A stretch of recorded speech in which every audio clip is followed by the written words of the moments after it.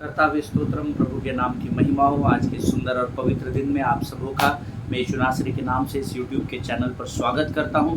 प्रभु को धन्यवाद देता हूं इस सुंदर और पवित्र समय के लिए जो उसने मेरे और आपके जीवन में लेकर आया। प्रियो, परमेश्वर का वचन कहता है जो परमेश्वर का आदर करते हैं परमेश्वर उनका आदर करता है। हालेलुया। और परमेश्वर ने मुझसे और आपसे पहले प्रेम किया। वचन कहता है हमारे माता के गर्भ में रचे जाने से बहुत पहले उसने हमारे जीवन की योजनाओं को तैयार किया, और जब हम पृथ्वी पर आए तो उसने हमें वचन के द्वारा लिख कर दिया कि जो परमेश्वर से प्रेम करते हैं उनके लिए सारी बातें मिलकर भलाई को उत्पन्न करती है। हालेलुया। इसका अर्थ ये है कि आपके जीवन में अच्छे और बुरे दिनों का आपको सामना करना पड़ेगा। आपके जीवन में सुख आएगा, दुख भी आएगा। आपके जीवन में उत्साह भी आएगा और कमी घटी भी आएगी या दुख भी आएगा, लेकिन प्रभु का वायदा है क्योंकि हम उससे प्रेम करते हैं हमारे लिए सारी बातें भलाई को उत्पन्न करेगी। आमीन। प्रियो, परमेश्वर का प्रेम धर्मी के जीवन के लिए कभी भी नहीं बदलता है। परमेश्वर परिस्थितियों को देखकर, आपके धन दौलत को, आपके बैकग्राउंड को देखकर आपसे प्रेम नहीं करता। वो आपसे प्रेम करता है क्योंकि वो परमेश्वर है। हालेलुया। प्रियो, आज बहुत ज़रूरी है कि हम परमेश्वर से वो पहले के दिनों से प्रेम करें। जब हमने इस अध्ययन की, इस जर्नी की शुरुआत की थी, जब हमने इस मसीही जीवन के चाल की शुरुआत की थी, तो हमारा प्रेम परमेश्वर से बहुत अद्भुत था और इसके गवाह आप और मैं हम सब हैं। पर धीरे धीरे करके जैसे जैसे हम प्रभु में उन्नति की ओर बढ़ते गए, कई लोग हैं जिनका प्रेम परमेश्वर के लिए कम होता गया। आज हमको परमेश्वर से प्रार्थना करने की ज़रूरत है। हे प्रभु, वो पहला सा प्रेम जो शुरुआत के दिनों में मैं तुझसे करता था, उस प्रेम को तू मुझे लौटा राजा, ताकि मेरा वो उत्साह, मेरा वो एंथुसियाज्म, मेरा एक्साइटमेंट तेरे राज्य के प्रति रोज़ एक समान बना रहे। हालेलुया। आज परमेश्वर फिर एक बार हमको यहाँ पर लेकर आया है। कल से हमने एक नए विषय को शुरू किया है।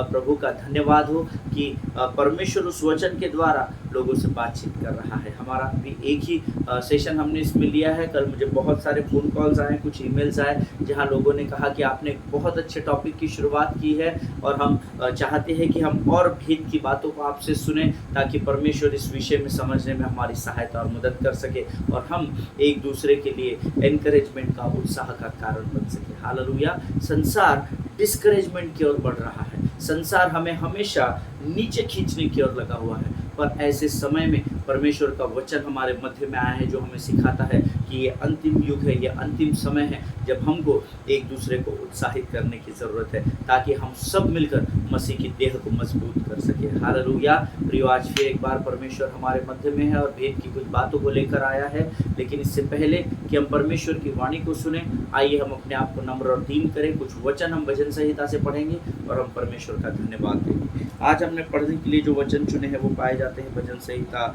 147, उसके 3 से लेकर 11 वचनों का हम पढ़ेंगे। Psalms 147 verses 3 to 11 we are going to read. 3 से लेकर 11 वचन हम पढ़ेंगे। वचन कहता है, वह खेदित मन वालों को चंगा करता है और उनके शोक पर मरहम पट्टी बांधता है। वह तारों को गिनता और उनमें से एक एक का नाम रखता है। हमारा प्रभु महान और अति सामर्थी है, उसकी बुद्धि अपरंपार है। यहोवा नम्र लोगों को संभालता है और दुष्टों को भूमि पर गिरा देता है। धन्यवाद करते हुए यहोवा का गीत गाओ, वीणा बजाते हुए हमारे परमेश्वर का भजन गाओ। वह आकाश को मेघों से छा देता है और पृथ्वी के लिए मेह की तैयारी करता है और पहाड़ों पर घास उगाता है। वह पशुओं को और कौवों के बच्चों को जो पुकारते हैं आहार देता है। न तो वह घोड़े के बल को चाहता है और न पुरुष के पैरों से प्रसन्न होता है। यहोवा अपने डरवैयों ही से प्रसन्न होता है, अर्थात उनसे जो उसकी करुणा की आशा लगाए रहते हैं। हालेलुया। ये परमेश्वर का वचन है। प्रभु इन पढ़े हुए वचनों पर हमें से प्रत्येक को आशीष दे। वचन कहता है, वह खेदित मन वालों को चंगा करता है। हालेलुया। आज मुझे नहीं पता आप में से कितने लोग हैं जो इस वचन को सुन रहे हैं, अध्ययन कर रहे हैं, गहराई से मनन कर रहे हैं, लेकिन अगर आज आपके मन खेदित है तो ये परमेश्वर का आपसे वायदा है कि वो आपको चंगा करता है। हालेलुया। प्रियो, परमेश्वर अपने वायदे का पक्का परमेश्वर है, क्योंकि उसका वचन कहता है आकाश और पृथ्वी टल जाएंगे परंतु मेरा वचन बना रहेगा। हालेलुया। आज वो आपसे वायदा करता है कि वह केवल आपको चंगा ही नहीं करेगा, लेकिन आपके शोक पर, आपके दुख पर वह मरहम पट्टी भी बांधेगा। हालेलुया। आमीन। कई लोग संसार में है जो एक लिमिट तक आपकी सहायता और मदद कर सकते हैं, परंतु वचन कहता है जब आप उदास हो जाते हैं, निराश हो जाते हैं, गिव अप करने लगते हैं, जब आपको ऐसा लगता है अब इस पृथ्वी पर कोई नहीं जो मेरी मदद और सहायता कर सके, परमेश्वर कहता है ऐसे शोक के समय में स्वर्ग का परमेश्वर यहोवा है जो मुझे और आपको मरहम पट्टी करता है और हमारे मनों को वो चंगा करने वाला परमेश्वर है। हालेलुया। इसलिए आपको उदास और निराश होने की ज़रूरत नहीं, क्योंकि स्वर्ग का परमेश्वर ऐसे समय में इम्मैनुअल बनकर आपके साथ साथ चलता है और यहोवा राफा बनकर आपको चंगाई देता है। आमीन। आगे वचन कहता है वह इतना महान है कि वह तारों को गिनता और हर एक का नाम रखता है। अब हम साधारण मनुष्य होने के नाते हम मानव जाति तारों को गिन नहीं सकती है, क्योंकि ये तो अब्राहम से भी कहा गया था। हालेलुया। तो आकाश की ओर देख और इन तारों को गिनना शुरू कर। आमीन। क्योंकि जितने आकाश में तारे हैं मैं तुझे अपनी संतानों से भर दूंगा। ये परमेश्वर ने उससे वायदा किया और हम सब जानते हैं कि परमेश्वर ने उस वायदे को परमेश्वर के सेवक अब्राहम के जीवन में पूर्ण किया। हालेलुया। प्रियो, वो इतना महान परमेश्वर है जिसने अपने शब्द मात्र से आकाश और पृथ्वी का निर्माण किया। उसने चांद सूर्य तारों को अपने शब्द मात्र से स्थिर कर दिया। तो क्या अगर वो इतने बड़े बड़े कामों को कर सकता है, तो क्या वो आपके और मेरे जीवन के साथ व्यवहार नहीं कर सकता? वो हमारे जीवन की हर विकट परिस्थिति में जो हमें अंधकार की ओर लेकर जाती है, वहाँ से निकाल कर हमें ज्योति की चट्टान पर खड़ा करने वाला परमेश्वर है। हालेलुया। हमारा प्रभु महान और अति सामर्थी है, उसकी बुद्धि अपरंपार है। हालेलुया। इसमें कोई दो राय नहीं है कि परमेश्वर सामर्थी है और उसकी बुद्धि अपरंपार है। उसकी बुद्धि ही है जिसके द्वारा उसने इस पृथ्वी और स्वर्ग को स्थिर रखा है। हालेलुया। उसकी बुद्धि का कोई तालमेल नहीं, उसके बुद्धि के साथ कोई जोड़ नहीं है, कोई मेल नहीं कर सकता, क्योंकि मनुष्य की गति और मनुष्य के विचार परमेश्वर की गति और विचारों से बहुत अलग है। ऐसा वचन में लिखा है। इस पृथ्वी पर, उस अधलोक में, उस स्वर्ग में ऐसा कोई नहीं जो परमेश्वर से अधिक बुद्धिमान हो सके। हालेलुया। परमेश्वर अर्थात यहोवा परमेश्वर से अधिक बुद्धिमान हो सके। हालेलुया। यहोवा नम्र लोगों को संभालता है और दुष्टों को भूमि पर गिरा देता है। हालेलुया। नम्र लोग पृथ्वी पर अधिकार करेंगे, ये हम सब जानते हैं। धन्य है वे जो नम्र है, क्योंकि वे पृथ्वी पर अधिकार करेंगे। और जब आप नम्रता के साथ बढ़ते चले जाते हैं, तकलीफें आएगी, कमी घटिया आएगी, शत्रु आपको कमज़ोर करेगा, लेकिन परमेश्वर का वायदा है कि परमेश्वर नम्र लोगों को उस परिस्थिति में संभालने वाला परमेश्वर है। हालेलुया। और जो दुष्ट लोग आपके विरोध में कार्रवाई करते हैं या कारस्थान करते हैं या गलत कार्यों को करते हैं, उनको वो भूमि पर पटक देगा। ये परमेश्वर मुझसे आपसे वायदा करता है। आमीन। आगे वचन कहता है धन्यवाद करते हुए यहोवा का गीत गाओ, वीणा बजाते हुए हमारे परमेश्वर का भजन गाओ। आमीन। यहाँ आराधना के बारे में परमेश्वर हमको सिखाता है कि जब भी हम प्रभु के भवन में आएंगे, जब भी उसकी स्तुति और प्रशंसा करेंगे, धन्यवाद के साथ उसकी प्रशंसा करना है। हालेलुया। क्योंकि धन्यवाद स्वर्ग के फाटकों को आपके लिए खोल देता है प्रभु के लोगों। हालेलुया। आमीन। वह आकाश को मेघों से छा देता है और पृथ्वी के लिए मेह की तैयारी करता है और पहाड़ पर घास उगाता है। हालेलुया। क्या अद्भुत रचना परमेश्वर ने पृथ्वी की है। परमेश्वर पहले के समय में ओस के द्वारा खेती को सींचता था, ऐसा वचन में लिखा है। आमीन। लेकिन प्रभु कहता है वह मेरे और आपके लिए जब बहुत कड़ी धूप होती है और जब हम प्रभु से प्रार्थना करते हैं, प्रभु ये धूप हमसे सहन नहीं होती, सडनली आकाश में बादल आ जाते हैं। हालेलुया। और ये मेरा अनुभव है, ये आपका भी होगा, ऐसा मैं विश्वास करता हूँ। हम सबों के जीवन को संभालने के लिए परमेश्वर अद्भुत तरीके से इस पृथ्वी पर कार्य करता है। हालेलुया। वो आकाश को मेघों से छा देता है और पृथ्वी के लिए मेह की तैयारी करता है, ताकि हम इस पृथ्वी पर कटनी को काट सके। हालेलुया। आमीन। प्रियो, परमेश्वर हमसे इतना प्रेम करता है कि वो हमारे जीवन के हर पल हर क्षण की सुधि लेता है। आमीन। आगे वचन कहता है वह पशुओं को और कौवों के बच्चों को जो पुकारते हैं आहार देता है। ध्यान से सुनिएगा, एक शब्द यहाँ पर है, जो पुकारते हैं उनको वो आहार देता है। हालेलुया। आपके जीवन की हर ज़रूरत के लिए आपको परमेश्वर को पुकारना होगा। आमीन। जब आप अपने मुख को खोलकर प्रभु से बातचीत करेंगे और अपने हृदय को खोलकर अपनी गिड़गिड़ाहट को अपने मुख के अंगीकार के द्वारा उसके सामने पुकार कर रखेंगे, वो आपकी ज़रूरतों को पूर्ण करेगा। ये प्रभु का वायदा है। हालेलुया। आमीन। आगे वचन कहता है न तो वह घोड़े के बल को चाहता है और न पुरुष के पैरों से प्रसन्न होता है। आमेन। कई बार हम सोचते हैं हमारे मित्र, हमारे दोस्त, हमारे कलीग्स, हमारा परिवार हमारी सहायता और मदद करेगा, और कई बार हम परमेश्वर को पीछे छोड़कर हम अपने लोगों की और मदद के लिए भागने लगते हैं। परंतु वचन कहता है वो ना तो घोड़ों के बल को चाहता है और न पुरुष के पैरों से प्रसन्न होता है। तो 11वां वचन कहता है यहोवा अपने डरवैयों से प्रसन्न होता है। मनुष्य को जो डरता है, शत्रु को जो डरता है, उससे यहोवा प्रसन्न नहीं होता, लेकिन जो परमेश्वर के भय में अपने जीवन को बिताते हैं, परमेश्वर उनसे प्रसन्न होता है। ये परमेश्वर का वायदा है, अर्थात उनसे जो उसकी करुणा की आशा लगाए रहते हैं। देखिए, किसी व्यक्ति से जब आप आशा लगाते हैं तो शायद वो आपको धोखा दे सकता है, शायद वो अपने पाँव को पीछे ले सकता है आपसे वायदा करके, लेकिन जब आप करुणा की आशा यहोवा से लगाए रहते हैं तो वो दिन प्रतिदिन अपनी नई करुणा को आपके जीवन पर उड़ेलता चला जाता है। हालेलुया, ये परमेश्वर के वचन हैं। प्रभु इन वचनों को समझने में आपकी सहायता और मदद करे। प्रियो, ये वो वचन हैं जो हमारे जीवन को बदल देते हैं। हालेलुया, आमेन। कल से हमने एक नए विषय को शुरू किया है, let us encourage one another. आइए हम मिलकर एक दूसरे को उत्साहित करें, प्रोत्साहित करें, और वचन के द्वारा जब हम एक दूसरे के जीवन में इन बातों को करते हैं तो हमारे जीवन के परिणाम जो है वो एकदम अद्भुत हो जाते हैं। हालेलुया। आइए आज इसी विषय में प्रभु की आत्मा फिर एक बार कुछ बातों को मुझे और आपको सिखाने के लिए हमारे मध्य में है। आइए हम अपना समर्पण परमेश्वर को करें और फिर हम प्रभु की वाणी को सुनें। आइए आंखों को बंद करें और प्रार्थना करें। Thank you Jesus. धन्यवाद और धन्यवाद और धन्यवाद देते हैं आकाश और पृथ्वी के महान और जीवित परमेश्वर, तेरी स्तुति करते हैं, तेरी प्रशंसा करते हैं राजा। प्रभु जी, प्रार्थना करते हैं आज के सुंदर और पवित्र समय में प्रभु परमेश्वर पिता, रात भर हमको संभाल कर रखा, आज का यह दिन हमारे जीवन में जुड़ा, हम तेरे नाम का गुणानुवाद करते हैं। इस समय विशेषकर प्रार्थना करते हैं प्रभु आने वाले वचन के लिए। हम अपने शरीर, प्राण, आत्मा और बुद्धि को तुझे समर्पित करते हैं। पवित्र आत्मा तू और हमारे ऊपर पूर्ण नियंत्रण करो। प्रभु जी, हम प्रार्थना करते हैं इस समय जो वचन तू हमारे जीवन में लेकर आया प्रभु, उसको समझने के लिए लगने वाली स्वर्गीय बुद्धि और स्वर्गीय ज्ञान से भरकर तैयार कर राजा, ताकि तेरे वचन हमारे मांस और गूदे, हमारे विचारों और हमारी आत्मा और हमारे हृदय को भेदने वाले हो सके राजा।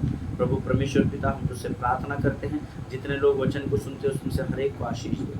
हमें बरगलाने वाले, हमारे ध्यान को वचन सुनते समय विचलित करने वाले शत्रु की हर एक शक्ति को यीशु नासरी के नाम से हम तोड़ डालते हैं। परमेश्वर पिता, अपने आप को यीशु मसीह के लहू में सुरक्षित करते हैं, सारी बातों में महिमा तुझको देते हैं। प्रार्थना को स्वीकार के ऐसा विश्वास करते हैं और विनती को धन्यवाद के साथ यीशु नासरी के नाम से मांगते हैं, सुन और कबूल करें। आमीन।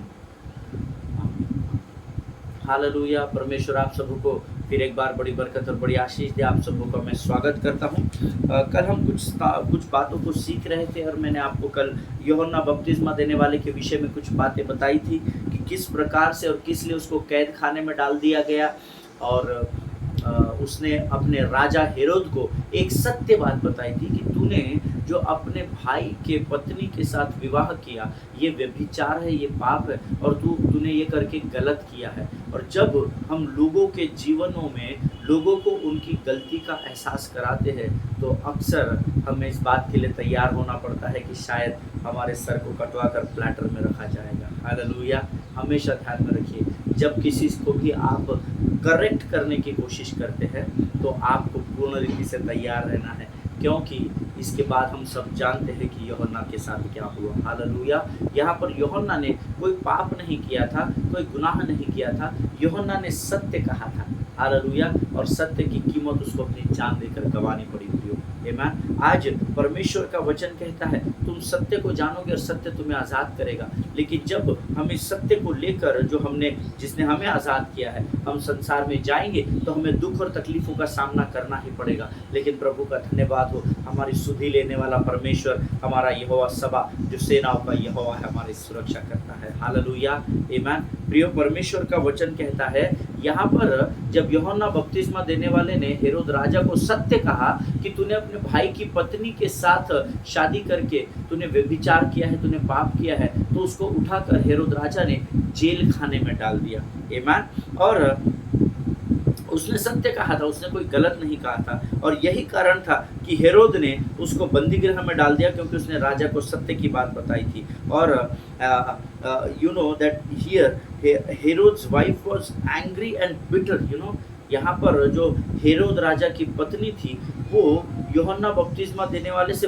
बहुत क्रोधित हो गई थी और उसके अंदर उसके प्रति भयंकर कड़वाहट आ गई थी, क्योंकि उसने हेरोद राजा की पत्नी को पब्लिक के सामने एक्सपोज कर दिया था। उसने खुलेआम उसको राजा को ये बोला था कि तूने अपने भाई की पत्नी से शादी करके बड़ा गुनाह कर दिया है, तूने बहुत बड़ा व्यभिचार कर दिया है। और ओपनली उसने उसको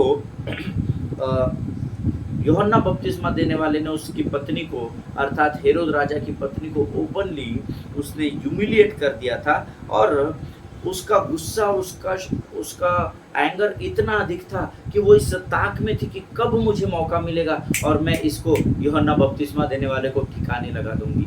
अक्सर जब आप लोगों को सत्य की बात समझाते हैं, आप जब लोगों को सत्य बताते हैं तो लोग आपके विरोधी हो जाते हैं और वो इस ताक में रहते हैं कि कब वो आपको नीचा दिखा सके। और ये आज की बात नहीं है, ये उस समय से चला आ रहा है। यहाँ पर she was so angry and so bitter because John the Baptist was humiliated her openly. Hallelujah. उसका पूरे लोगों के सामने बड़े सरलता से और बड़े सत्य की बात को उसने लोगों के सामने हेरोद राजा को बोला था। और इसका बड़ा गुस्सा उस स्त्री के मन में था और वो इस ताक में थी कि कब मुझे मौका मिलेगा और कब मैं परमेश्वर के इस सेवक का जो बड़ी बड़ी बातों को करता है और परमेश्वर के मार्ग को तैयार कर रहा है, मैं इससे बदला लूंगी। आमीन। और उसके जीवन में एक दिन वो मौका आया जब वचन ऐसा कहता है कि हेरोदेस राजा जो था वो बहुत अधिक नशे में था। ही वॉज फुल्ली ड्रंक, ऐसा वचन में लिखा है। वो बहुत अधिक नशे में था और उस समय उसकी पत्नी को एक बहुत अच्छा मौका मिला और उसने उस समय राजा के सामने क्या किया, अपनी बेटी को हेरोद के सामने नृत्य करने को पेश करने को कहा। आमीन। और अगर आप वचन पढ़ेंगे तो उसमें लिखा हुआ है, आगे उन वचनों को पढ़ेंगे कि हेरोद राजा प्रसन्न हुआ। मेरा वर्जन ऐसा कहता है, मेरा ऐसा मानना है, मेरा ऐसा विश्वास है कि ज़रूर उस रानी की बेटी ने राजा को उकसाने वाला नृत्य किया होगा। उसकी अदाएं मादक रही होगी। उसने उसने ऐसा कुछ स्टेप्स डांस में किया होगा जिसके द्वारा राजा बहक गया। आमीन। वो एक अच्छा नृत्य नहीं रहा होगा। आमीन। क्योंकि अच्छे नृत्य की प्रसन्नता अलग होती है। आमीन। लेकिन मेरा ऐसा मानना है कि उसने ज़रूर राजा हेरोद को बहकाने वाला नृत्य किया होगा और जिसके कारण वचन कहता है कि उसकी बेटी ने राजा के सामने उसको बहकाने वाला नृत्य किया जिसके द्वारा राजा उससे प्रसन्न हुआ। और उसी नशे की हालात में जब मैं इन वचनों को पढ़ रहा था, उसने अपनी पत्नी से कहा कि मैं तेरी बेटी के नृत्य से बहुत प्रसन्न हुआ। आमीन। क्योंकि उसने राजा को बहकाने वाली अदाई की होगी, एक बहकाने वाला नृत्य किया होगा। हम सब जानते हैं आज संसार में वो बहुत अधिक प्रमाण में हो रहा है, जिसके द्वारा राजा प्रसन्न होकर उससे कहता है, he said, you have pleased me so much with this that I will give you anything you ask up to half the kingdom. Hallelujah. मैं तेरे नृत्य से इतना प्रभावित हूँ कि आज तू जो कुछ भी मुझसे मांगेगी मैं अपना आधा राज्य तक तुझे दे दूंगा। एक भेंट के रूप में अपना आधा राज्य तक तुझे दे दूंगा। तो आधे राज्य तक तू मुझे कुछ भी मांग सकती है, मैं तुझे दे दूंगा। हालेलुया। इससे आप अंदाज़ा लगाइए कि राजा कितने अधिक नशे की हालत में होगा और किस तरीके से वो उस नृत्य को देखकर प्रसन्न हुआ होगा। हालेलुया। या एक्साइट हुआ होगा और उसने एक्साइटमेंट में कह दिया कि मैं तेरी बेटी के नृत्य से इतना प्रसन्न हूँ कि मैं अपना आधा राज्य तक तुझे दे सकता हूँ और आधे राज्य तक जो कुछ भी तुझे मुझसे चाहिए तो मुझसे मांग ले और मैं तेरी बात को पूर्ण करूँगा। और हम सब जानते हैं, ना तो उसने ज़मीन मांगी, ना उसने महल मांगा, ना उसने घोड़ा गाड़ी, ना रथ, ना ऊंट मांगे, लेकिन उसने कहा कि मैं चाहती हूँ कि यूहन्ना बपतिस्मा देने वाले का सिर तो थाली में सजा कर मेरे सामने लेकर आ। हालेलुया। ये होता है सत्य का प्रचार करने की कीमत। हालेलुया। आमीन। प्रभु का धन्यवाद हो। आज वैसे राजा का शासन हमारे देश में नहीं है। आज साइंस टेक्नोलॉजी बहुत बढ़ गई है, लेकिन सत्य वही है जो उस समय था। हालेलुया। उस समय भी परमेश्वर यीशु नासरी ही परमेश्वर था और आज भी हमारा इस स्वर्ग और आकाश और पृथ्वी का परमेश्वर यीशु नासरी ही कहलाता है। हालेलुया। प्रियो, जब राजा मादक होकर या राजा नशे में डूबकर जब उसने अपनी रानी से वर मांगने के लिए कहा, उसने कहा, मैं चाहती हूँ कि तू यूहन्ना बपतिस्मा देने वाले का सिर थाली में सजा कर मेरे सामने पेश कर या रख। Hallelujah. She said, I want John the Baptist's head on a platter. मैं चाहती हूँ कि तू उसके सिर को काट कर थाली में सजा कर मेरे सामने रख। और अब यहाँ प्रेजेंट सिचुएशन में आपको बताता हूँ। यूहन्ना, आप इमेजिन करना, जब भी आप आराधना करते हैं, जब भी आप वचन सुनते हैं, आप उसको थोड़ा सा सोचना कि क्या परिस्थिति रही होगी। और अब यहाँ करंट सिचुएशन है कि यूहन्ना बपतिस्मा देने वाला जेल खाने में बंद है और अब वो जानता है कि उसके पास बहुत कम समय बचा है और यहाँ पर वो सांकलों से सिपाहियों के बीच में बंधा हुआ होगा। पता नहीं तकलीफ में होगा, ऑफकोर्स कैद खाने में होगा तो तकलीफ में ही होगा। और यहाँ पर उससे मिलने के लिए उसके 2 चेले आते हैं। ये यीशु मसीह के चेले नहीं हैं, ये यूहन्ना बपतिस्मा देने वाले के 2 चेले हैं जो यहाँ पर चले आते हैं और वो उनसे कहता है कि तुम जाकर यीशु को खोजो, उस यीशु नासरी को खोजो जिसका मैंने बपतिस्मा किया था, वो कहाँ पर है वो पता करो और उससे जाकर कहो कि मैं जेल खाने में बंद हूँ, मैं जंजीरों में जकड़ा हुआ हूँ। और आगे अगर आप मत्ती रचित सुसमाचार उसका 11वां अध्याय उसका 2 और 3 वचन पढ़ेंगे, the gospel of Matthew chapter 11 versus 2 and 3, it says, यूहन्ना ने बंदी गृह में मसीह के कामों का सुसमाचार सुना और उसने अपने चेलों से यह पूछने भेजा, क्या आने वाला तू ही है या हम किसी दूसरे की बाट जो है। हालेलुया। कई बार हमारे जीवन में यूहन्ना की जैसी परिस्थिति आ जाती है। हम परमेश्वर के आश्चर्य कर्मों को सुनते हैं, हम परमेश्वर के आश्चर्य कर्मों को देखते हैं, हम परमेश्वर के आश्चर्य कर्मों के बारे में लोगों से गवाही के रूप में बहुतायत की बातों को सुनते हैं। हमारा मन आनंदित होता है, उत्साहित होता है, हम यूहन्ना बपतिस्मा देने वाले के समान प्रभु के राज्य के कार्य को करने लगते हैं। लेकिन जब हमारी परिस्थिति विकट हो जाती है तो कहीं ना कहीं संदेह हमारे जीवन में प्रवेश कर जाता है। आमीन। देखिए, ये वही यूहन्ना बपतिस्मा वाला था जो एक समय इस बात पर बोस्ट कर रहा था, घमंड कर रहा होगा कि अरे मैं हूँ जिसने परमेश्वर के पुत्र को राज्य संसार से इंट्रोड्यूस किया है। हमने कल उसके विषय में सीखा था।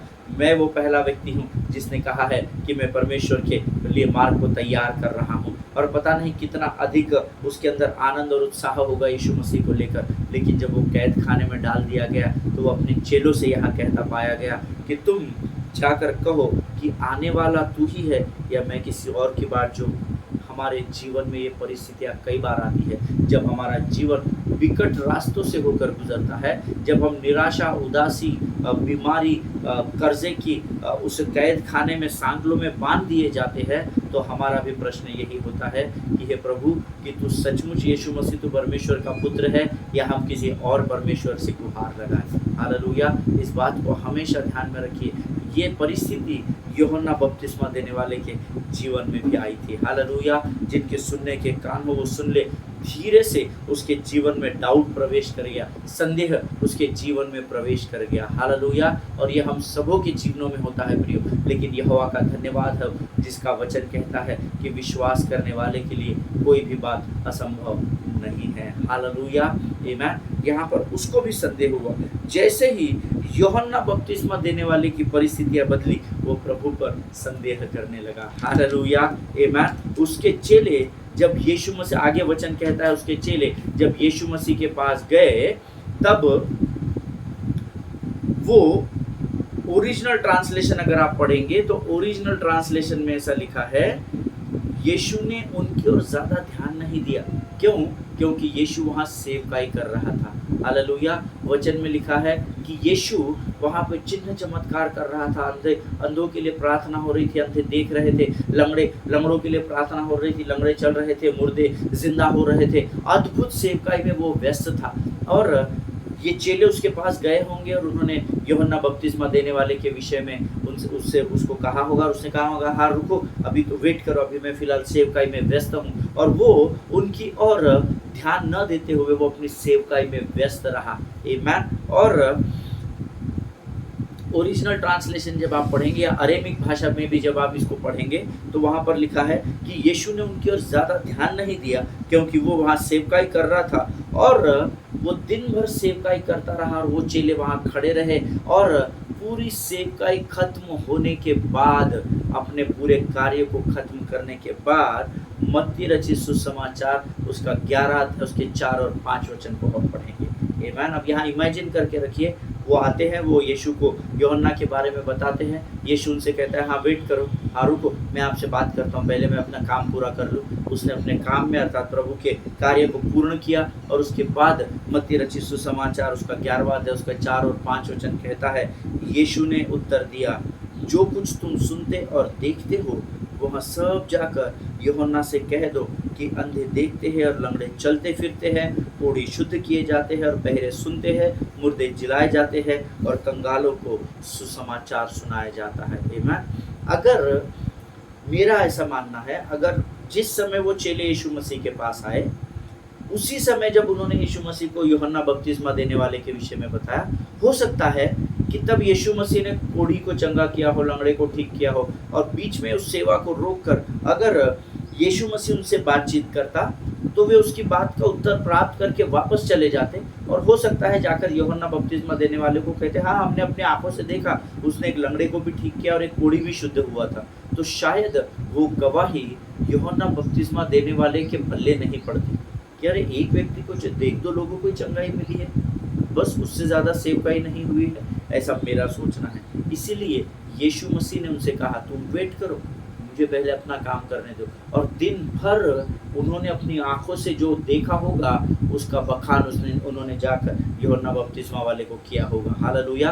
अरे बाबा, केवल अंधे नहीं देख रहे, बहरे सुन रहे हैं, गूंगे बोल रहे हैं, लंगड़े चल रहे हैं, कोढ़ी शुद्ध हो रहे हैं, हर बीमारी से निजात मिल रही है, मुर्दे थे वहाँ पर पड़े, यूहन्ना तू नहीं जानता, वो यीशु मसीह ने प्रार्थना की और मुर्दे भी वहाँ पर खड़े हो गए। हालेलुया। क्योंकि मत्ती की किताब 11, 4 और 5 कहता है, यीशु ने उनको उत्तर दिया, हालेलुया, कि जो कुछ भी तुमने देखा है अब तुम जाकर यूहन्ना बपतिस्मा देने वाले को सुनाओ। क्योंकि लेकिन देखिए आगे वचन कहता है, यीशु वहाँ नहीं रुका। यीशु ने एक अद्भुत बात 6वें वचन में की, बहुत अद्भुत बात। यीशु ने कहा, धन्य है वह जो मेरे कारण ठोकर न खाए।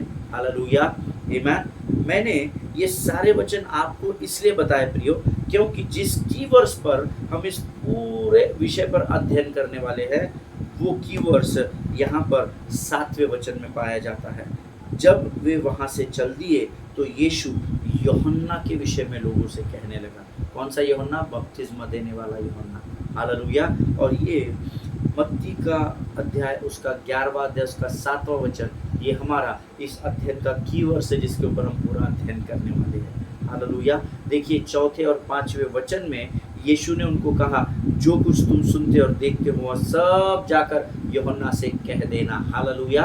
और फिर क्या क्या उन्होंने यीशु मसीह ने दिन भर में किया, वो यीशु मसीह ने उनको सब कुछ बताया। और आगे यीशु मसीह ने उनसे कहा, धन्य है वे जो मेरे कारण ठोकर न खाए। आमीन। और जब वे वहाँ से चल दिए, उसके बाद 7वें वचन में यीशु मसीह का वचन कहता है, जब वो दोनों चेले यूहन्ना बपतिस्मा देने वाले के वहाँ से चल दिए, तब यीशु यूहन्ना के विषय में लोगों से कहने लगा। हालेलुया। परमेश्वर इन वचनों को समझने में आपकी सहायता और मदद करे। इस एक्साइटमेंट को बनाकर रखना कि अगले सेशन में परमेश्वर की आत्मा हमें क्या सिखाने वाली है। When I sit with the Lord every day, जब मैं प्रभु के साथ रोज बैठता हूँ कि प्रभु यहाँ तक तूने मुझे बताया, मुझे मेरा मन बहुत उत्साहित है कि आगे क्या, इसके आगे तू क्या बताने वाला है। जब हम उस एक्साइटमेंट के साथ प्रभु के पास जाते हैं, परमेश्वर हमारे मांगने से बढ़कर हमें आशीष से भर देता है। हालेलुया। परमेश्वर इन वचनों के द्वारा आप में से प्रत्येक को बड़ी बरकत और बड़ी आशीष दे। प्रियो, ये समय है जब आज हम अपना अध्ययन यहाँ समाप्त करेंगे। अगले सेशन में हम कल एक बार फिर मिलेंगे। इस समय हम अपना समर्पण प्रभु को करेंगे, प्रभु को धन्यवाद की प्रार्थना करेंगे। आइए हम अपनी आंखों को बंद करें। खुदावन प्रभु यीशु नासरी के नाम से सुंदर और पवित्र समय के लिए हम तुझे धन्यवाद देते हैं राजा। फिर एक बार इस सुंदर समय के लिए प्रभु जिसमें तूने अपने वचनों के द्वारा हमें आत्मिक मन्ना दिया और हमारे दिन भर के समय को प्रभु तूने आशीषित किया परमेश्वर पिता। प्रभु इस समय हम प्रार्थना करते हैं, आज जब हम अपने कार्यों के लिए निकलते हैं प्रभु, अपनी सेवकाई, अपने बिजनेस, अपने जॉब्स पर निकलते हैं, तो हमारी सहायता और मदद करना परमेश्वर पिता। शत्रु के हर एक युक्ति योजनाओं का खंडन हम अपने जीवन से यीशु नासरी के नाम से करते हैं राजा। हमारे आज के दिन भर की आशीषों के लिए तुझे धन्यवाद देते हैं राजा। प्रभु मौसम को अपने नियंत्रण में रखना, हमारा जहाँ भी जाना तूने तय किया है प्रभु, उस स्थान के लिए हमारे पास सुहावने होने देना राजा। प्रभु जितनों ने वचन सुना उन सबों को आशीष दे। इस समय हम अपने आप को यीशु मसीह के नाम में सुरक्षित करते हैं। प्रार्थना को धन्यवाद के साथ यीशु नासरी के नाम से मांगते, सुन और कबूल कर, आमीन।